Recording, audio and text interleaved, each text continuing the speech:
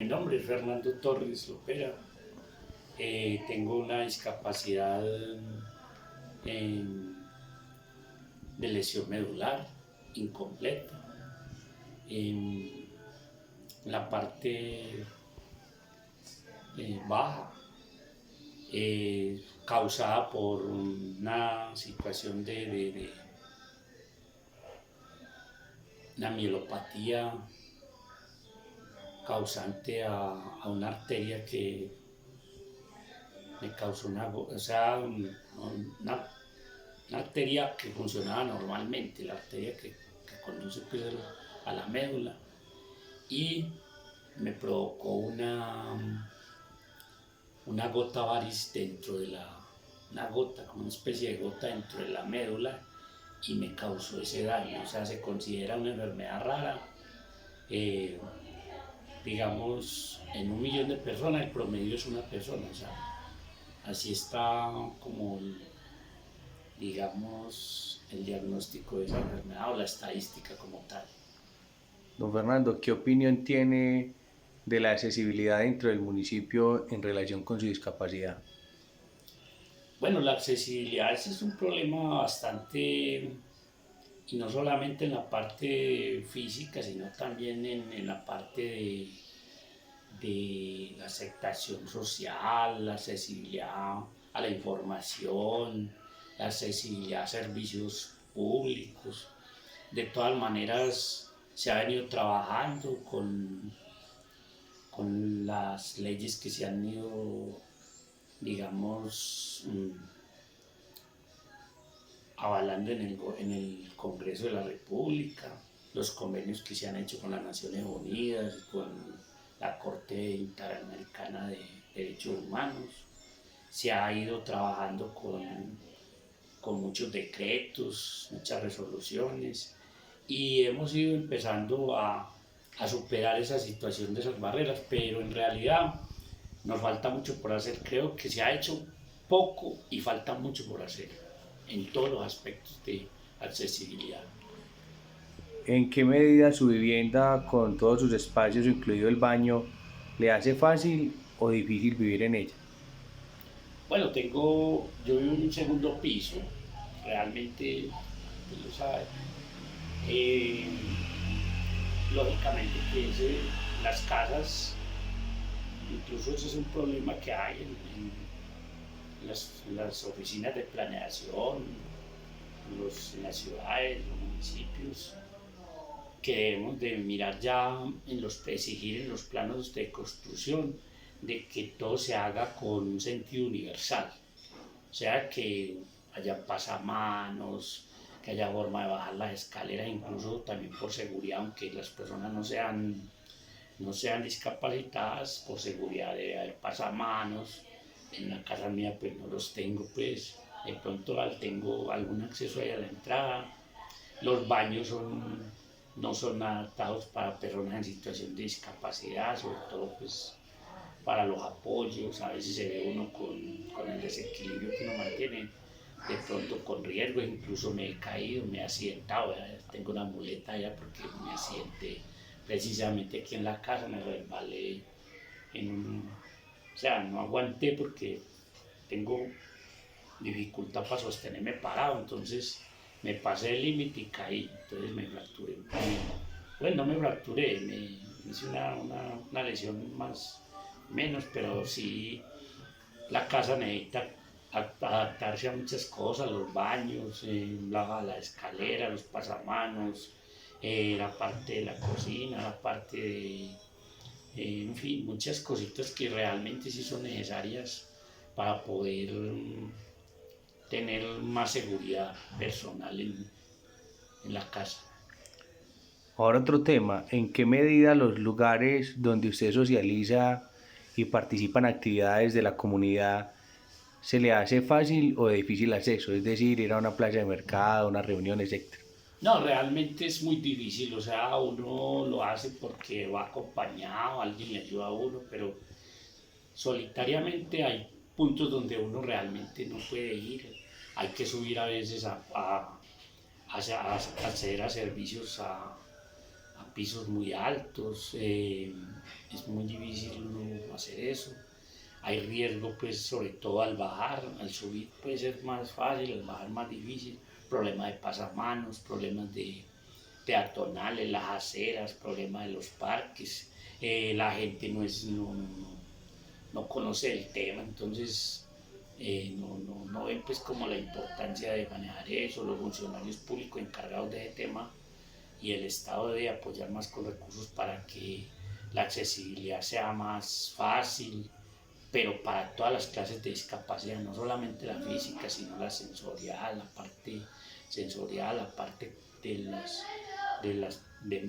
la parte mental, discapacidad mental, sensorial, y otras discapacidades pues cognitivas que también necesitan apoyo de, de apoyo de la sociedad y de los lugares donde se puede hacer.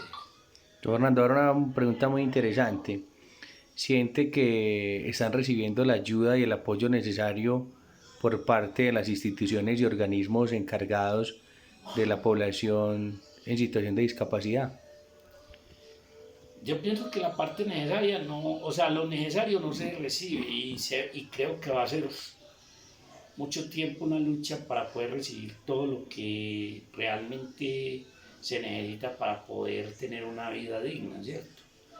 Unas veces por falta de voluntad política de los mandatarios, otras veces por falta de, de recursos económicos, otras veces por falta de organizaciones, o sea, nosotros no estamos bien organizados, aunque existen muchas organizaciones al respecto, fundaciones, pero también nos falta poner nosotros, hacernos visibles para que nos vean y no actuar como islas, sino organizarnos para tener una fuerza de apelar a nuestros derechos y también, lógicamente, que nos vean como personas productivas a la sociedad en las capacidades que tenemos y sobre todo brindar oportunidad para capacitar. Hay muchas personas que la mayoría de la población, por ejemplo, en el departamento de Antioquia, figura con más del 40% son analfabetas.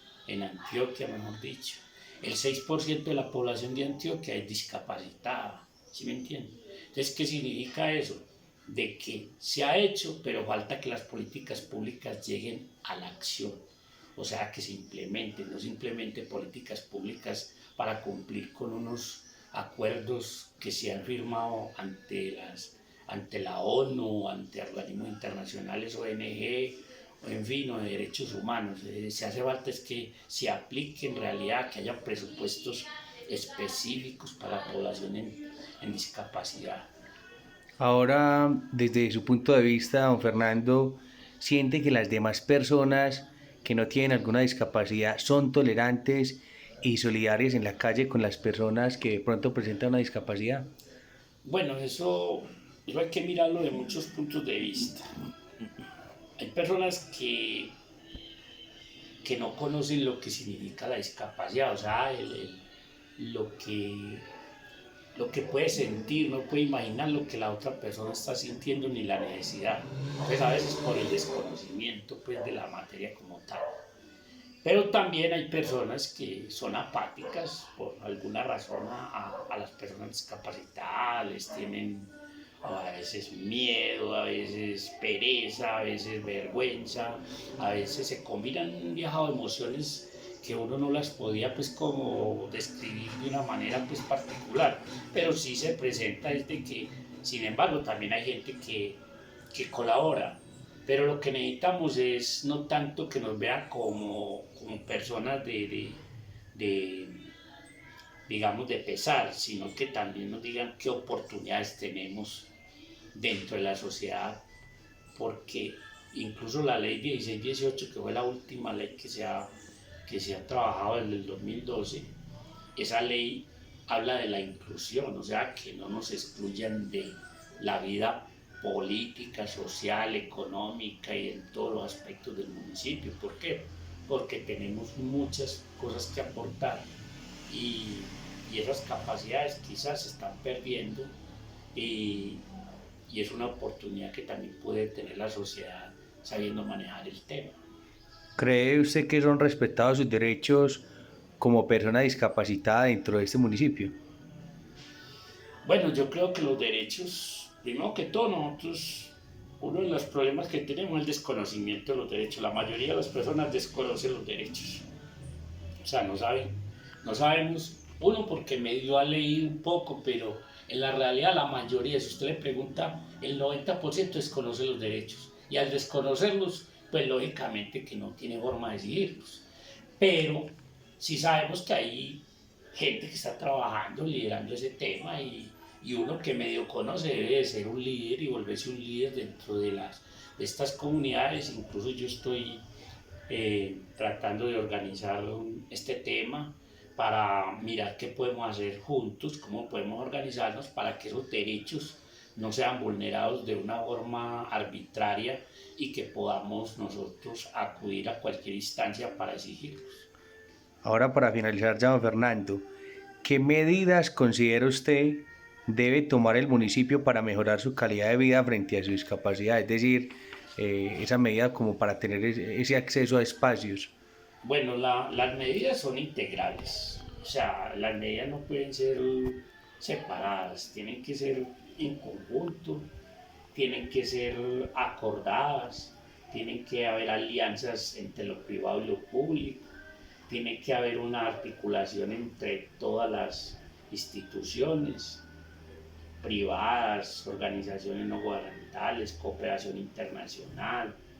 Debe haber un buen diagnóstico, o sea, que las entidades de salud sobre todo deben tener un diagnóstico adecuado a la persona que tiene una situación para mirar sus necesidades propiamente, cómo podemos hacer rehabilitación, habilitación, cómo podemos superar las barreras, cómo podemos hacer capacitaciones, cómo podemos vincularnos a la vida laboral, cómo podemos aportar en lo político, en todas las cosas. O sea, si nos uniéramos en un mismo sentido, habláramos un mismo idioma y nos respetáramos en esos asuntos y sobre todo que las familias de las personas en discapacidad no vean a ese familiar y no lo escondan. Muchas veces no son ni las instituciones ni la sociedad, muchas veces son las mismas familias que ocultan a las personas en discapacidad, les da vergüenza de sus propias personas. Incluso, no totalmente la familia, llega hasta que la misma persona en situación de discapacidad se aísla automáticamente, no le, se vuelve asocial. Uno a veces tiene indicios de eso. Entonces esas son las razones por las que uno debiera de luchar, era unir todas esas situaciones y formar mejor de tantas dificultades un potencial que nos puede servir a la familia, a la sociedad y a las personas en situación de discapacidad.